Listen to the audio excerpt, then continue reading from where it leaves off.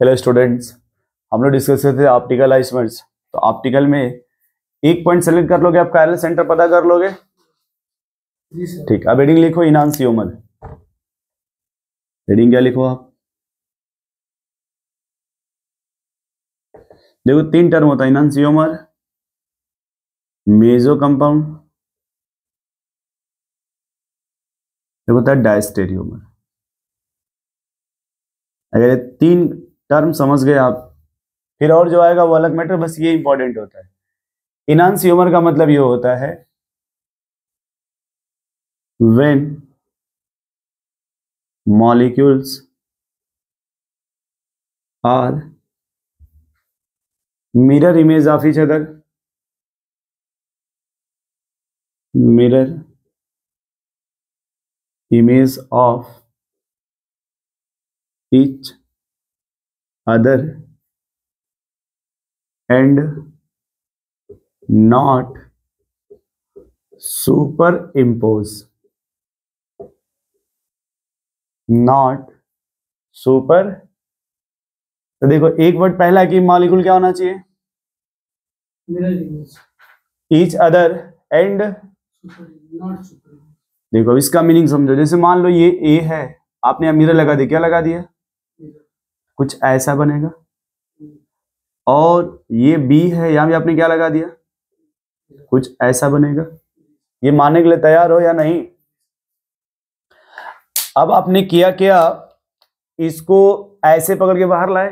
इधर देखो पहले भैया, इस ए को पकड़ कहाँ लाए, इधर थोड़ा उधर लेके गए और फिर जो चिपका दिए। मतलब चिपक जाएगा कि नहीं? तो उसको बोलेंगे सुपर इम्पॉसिबल हो गया। क्या हो गया वो? अब बी को लेके आओ इधर, फिर इसको भी इसे लेके जाओ, इसको भी इस पे चिपकाओ, ये चिपकेगा। तो अपने काम का दिस इज द इनांसियोमर। ये इनांसियोमर, क्योंकि ये देखो आप, इसका मिरर इमेज है, ये इसका भी मिरर इमेज है, बट ये उस पर सुपर इम्पोज हो रहा है। सुपर इमेज मतलब ढक लेना उसको, जाके क्या कर ले रहा है, ढक ले रहा है, जबकि ये उसको ढक नहीं रहा है। तो ये बात समझ गए? अब देखो तीसरा क्या नाम है, अरे ये नाम क्या है, डायस्टेरियोमर। डस्टर नहीं, डायस्टेरियोमर, डायस्टेरियोमर, डस्टर नहीं। अच्छा कि आपने बोल दिया, डायस्टेरियोमर होता है, डस्टर नहीं। अब देखो when molecule are not mirror image, not mirror image and not superimpose. ये ना तो मिरर इमेज होना चाहिए, ना ही क्या होना चाहिए, सुपर इम्पोज। ठीक है। अब जैसे समस्या नहीं, समस्या इस बात का है कि समझ में भी आना चाहिए। जैसे मान लो ये लिखा गया CH3H फ्लोरीन और क्लोरीन। ठीक है, पहले मैं मिरर इमेज समझाता हूं। अब क्या लगा दिया मैंने, मिरर। मिरर इमेज का रूल कहता है कि जो एटम यहां से जितने डिस्टेंस पे है उतने पे इधर भी आना चाहिए। जैसे यहां सबसे नजदीक कौन है, अब इधर से चले तो और नजदीक फिर कौन है, और इधर सबसे दूर कौन है। पहले मिरर इमेज हो गया, और उठा के आप इसको उस पर रख के देखो, ऐसे उठा के लेके जाओ धीरे धीरे धीरे धीरे, तो सुपर इम्पोज होगा क्या? नहीं, क्योंकि ये H इसके सामने चला जाएगा, ये सुपर इम्पोज नहीं होगा। अब मान लो आपने यहां क्या रख दिया, और यहां क्या रख दिया आपने, और यहां क्या रख दिया आपने, और यहां पे। तो अगर मिला के देखो ये, तो मॉलिक्यूलर फार्मूला तो वही है, लेकिन ये किसी से मैच कर रहा है क्या?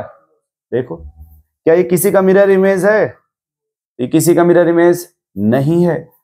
अब इसको अगर मान लो बस ये मिटा दे यहाँ पे, और अगर हमने मान लो लगा दिया यहाँ पे क्लोरीन, और ये क्या लगा दिया F, तो क्या समझ गए मिरर इमेज नहीं है? देखो आप, फ्लोरीन के है तो यहाँ क्या होना चाहिए था, लेकिन फ्लोरीन नहीं ना है, यहाँ क्लोरीन है तो यहाँ कौन आ गया, आ गया। तो मिरर इमेज नहीं ना है, तो इसी को क्या बोला जाता है, डायस्टेरियोमर। इसी को क्या बोला जाता है भाई, डायस्टेरियोमर। और मेजो कंपाउंड देखिए क्या होता है, एक बात याद रखना, कि जितने कंपाउंड क्या शो करते हैं, वो ऑल डायस्टेरियोमर, वो सब क्या होते हैं, सब के सब डायस्टेरियोमर होते हैं, सब के सब क्या होते हैं। अब देखो मेजो में क्या होता है, व्हेन टू कायरल कार्बन, पहला मेन कंडीशन यही है, when two chiral carbon present and symmetry present. पहले कायरल कितना होना चाहिए, और फिर उसमें क्या प्रेजेंट हो,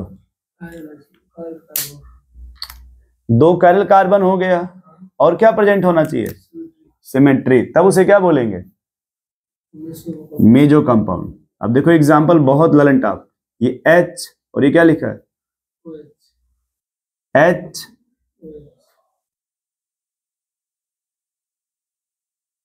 मैं इसी डायग्राम को यहां फिर लिख रहा हूं, वो इसलिए कि आपको थोड़ा सिखा सकूं अच्छे से।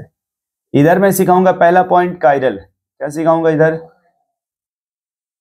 अब चेक कर लो पहले, कोई कार्बन है जैसे 4 ग्रुप अटैच्ड है या चारों अलग अलग, देखो अब इधर देखो, उधर 3 ऊपर अलग अलग है कि नहीं, और इसके रिस्पेक्ट में पूरा एक साथ देखोगे आप, ये तो इस कार्बन से पूरा एक साथ देखो तो पूरा बड़ा ग्रुप है कि नहीं, बोलो भाई, ये कायरल हो गया। और जब इससे देखोगे तो ये 3 अलग अलग है, और ये पूरा भी एक साथ देखोगे, ये एक बॉन्ड है तो ये पूरा एक साथ देखो तो ये पूरा बड़ा ग्रुप है कि नहीं, ये भी कायरल हो गया कि नहीं, कितने कायरल हो गए, 2। अब यहां देखो, अगर यहां से काट दिया इस तरह से देखो आप, तो देखो क्या दोनों बातें समझ में आ गई कि सर यहाँ पे कायरल कार्बन कितने हैं, और उसी वाले देखो आप सिमेट्री भी प्रेजेंट है कि नहीं साथ में, तो इसी कंपाउंड को क्या बोला जाता है, मेजो कंपाउंड। इसी को क्या बोला जाता है भाई। अब अगर इसी को टहला दे ऊपर, इसी को कहां टहला दे, देखो आप सीख जाओगे यार, है ना, और यही आपको मिलेगा, इसको बोलते हैं टार्टरिक एसिड। इसे क्या लिखा है, हमें बस यही बता दो आप, क्या इसमें सिमेट्री है, नहीं है ना। अब अगर तुमने मिरर लगा दी, क्या लगा दी यहां पे, ये OH,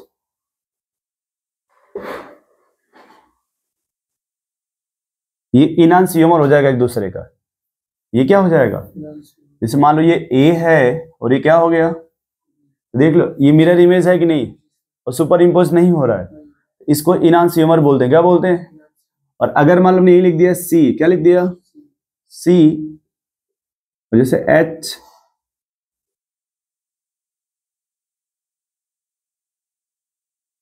इसमें सिमेट्री है क्या, बोलो, सिमेट्री, इसका नाम क्या हो जाएगा, अच्छा इसी को एक बार मैं और यहाँ लिख रहा हूँ आपको समझाने के लिए, आप धैर्य रखना, ठीक है, धैर्य रखने वाले लोग ही बहुत आगे जाते हैं। आप बताओ सिमेट्री है क्या, ये D वाला भी क्या हो गया, मेजो हो गया कि नहीं। अब हमें A और B में बताओ क्या रिश्ता है, A और B में इनांसियोमर, और C और D में मेजो कंपाउंड, बहुत सही। अब A और C में, पहले A और C मिरर इमेज है, बोलो भाई, पहचानोगे कैसे, मान लो अगर मिरर लगा देते तो मान लो ये OH है ना, इधर OH आना चाहिए कि नहीं, तो मिरर इमेज नहीं ना है, क्या सुपर इम्पोज हो रहा है, वो भी नहीं है, तो इसका आंसर क्या हो जाएगा फिर, डायस्टेरियम। फिर A और D क्या हो जाएगा, वो भी वही हो जाएगा, देख लो ध्यान से, वो भी क्या हो जाएगा, डायस्टेरियोमर हो जाएगा। क्या बात समझ रहे हैं आप, नोट कर लीजिए आप।